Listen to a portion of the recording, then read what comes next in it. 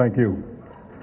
He has been carrying out this work with an extraordinary degree of passion and commitment. And to those of us who have had the good opportunity of being able to know him and deal with him over the last years, it is quite amazing as to how much power there is in this old mystical text. And I think the best example of this that you can ever get would be that if you sit on the banks of the Ganges at sunset in Rishikesh and hear the Vedas being chanted as part of the evening rituals, it's an experience that transcends words. And I think his life's mission, as we are witnessing today, is to bring out the magic of this ancient text so that most of us can benefit from it. I now invite Tattwamasi Dikshit to honor the chief guest for the day.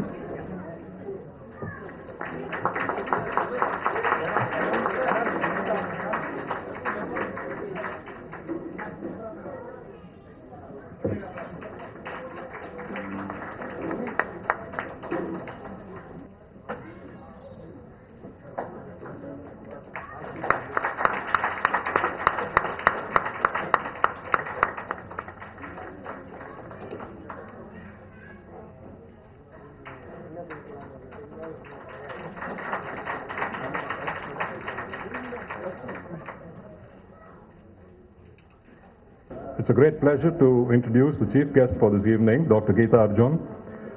She's a very well-known obstetrician gynecologist, not just in the city, but through most of this part of the country. A very active clinician, a very vocal activist in the cause of women's health, who believes, again, that the message of women's health has to be carried across in every form and fashion. She's an active writer who contributes articles to a wide variety of journals and magazines, appears in a wide variety of media, but most importantly has been the director, obstetrician, gynecologist of what is the oldest hospital for women in the city of Madras, the E.V. Kalyani Medical Center.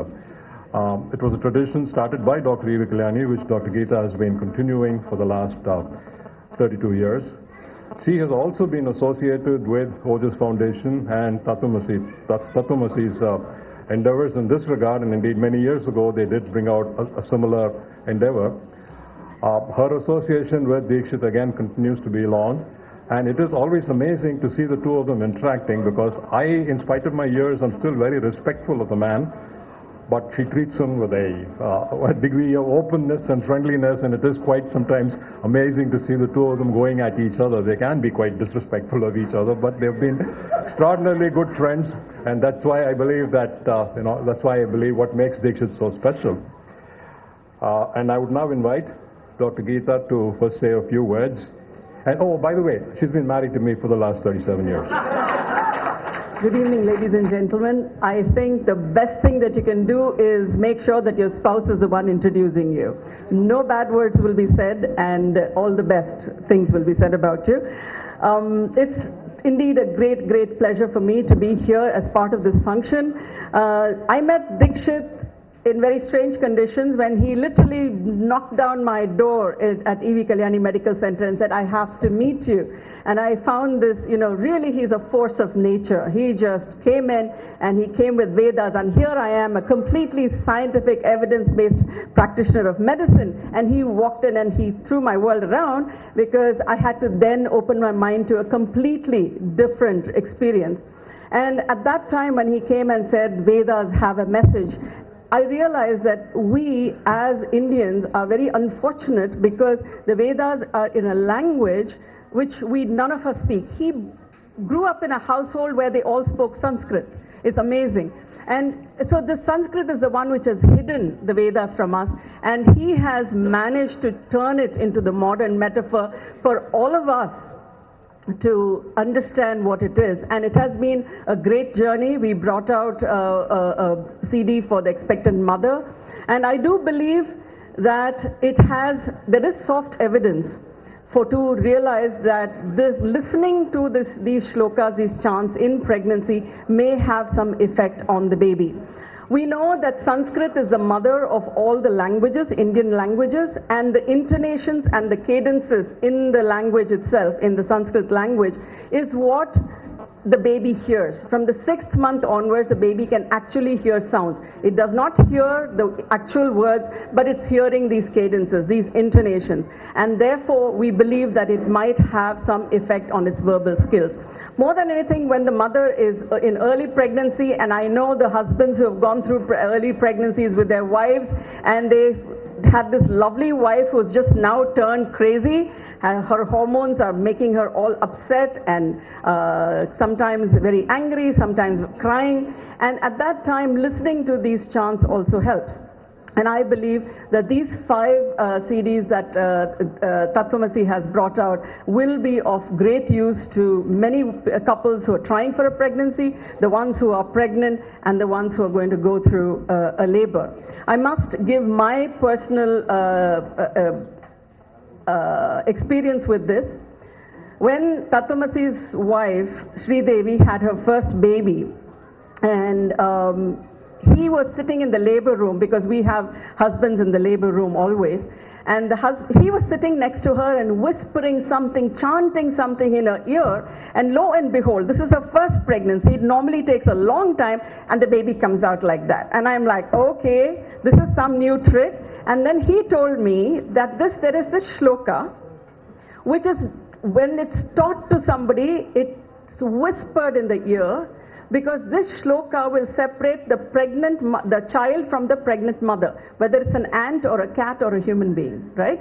So it's always whispered in the ear. You don't say it. And apparently this, all I know is I was sitting there and I watched it happen. It definitely ended up with it. And just a few days ago, he also had his second daughter. And it was my pleasure to see that miracle happen again. Before I finish, I just want to say a few words about the guest of honor. I'm of a generation who swooned over his father. I really, unfortunately, didn't know much about him, but he just told me that in a year which was very, very important for me, 1975, when I married my wonderful husband, when we both left for the United States to get our training in our respective fields. In that same year, something very eventful happened at E.V. Kalyani Medical Center, and that was Surya was born at our hospital. So there are connections. I believe that in life there are a lot of connections. And Surya, I must let you into a little secret, though I have never met you. I give lectures, health lectures to children, to young ladies, to teenagers, to older women, to retired women. And when I speak to teenagers, and I speak to teenagers about health, and I talk to them about relationships, and I talk to them in orphanages, in low-income schools, in very posh, the poshest of schools in Chennai, and poshest of colleges. When we talk about relationships, I have a slide which shows young schoolboys, and we say, listen, what do you really feel about boys? And these teenagers are going, yeah, yuck, you know, and, they're such a nuisance. And I said, you know, and I always say the next slide, I say, but you know, sometimes something good comes out of these boys, and I put the next slide is Surya's. And let me tell you, the screaming goes on. I timed it once for 5 minutes. And 200 kids, girls sitting in a hall, the nun principal came running in. She thought there were riots in that class. And your photograph is able to create a riot, Surya. I'm very impressed. And that was with your shirt on. So, and I lecture to middle-class women, middle-aged women, and we talk about health again. And when I talk to them about stress and stress management, I tell them that you need to have creative visualization, right? When your husband's, your mother-in-law is shouting at you, or your boss is saying that your work is useless, you need to creatively visualize some good thing in your head. And at that time, they will look at you and they'll wonder why you're smiling. Because basically what you're saying at that time is, Om Suryaya Namaha. And I have his picture there. And again, riots, they absolutely love this man. I didn't know that, but congratulations for being such a hero to, I can see, from little children to women older than me who are so excited that you're here. It's been truly a pleasure to